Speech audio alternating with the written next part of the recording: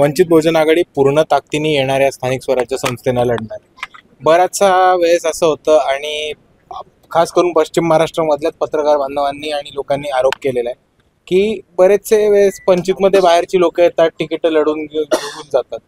पण वंचित बहुजन आघाडी हा स्थानिक स्वराज्य संस्थांना पूर्ण ताकदीने आणि जोराने समोरनं जाणार आहे. कारण ही निवडणूक कार्यकर्त्यांची, पक्षाचे कार्यकर्ते आहेत, त्यांनाच तिकीटं मिळणार आहेत, त्यांनाच उमेदवारी मिळणार आहे आणि ताकदीने तेच लढणार आहेत. तर ह्याच पार्श्वभूमीवर पूर्ण ताकदीने वंचित बहुजन आघाडी कार्यकर्ते आणि आमचा वोटर बेस हा ताकदीने या इलेक्शनला सामोरा जातो. आणि त्याच पद्धतीने सोलापूरमध्ये सुद्धा, शहरामध्ये आणि सोलापूर ग्रामीणमध्ये होणाऱ्या स्थानिक स्वराज्य संस्था आम्ही पूर्ण ताकदीने लढतो. कोणासोबत जायचा विचार केला आहे की स्वतंत्रपणे पुन्हा निवडणूक?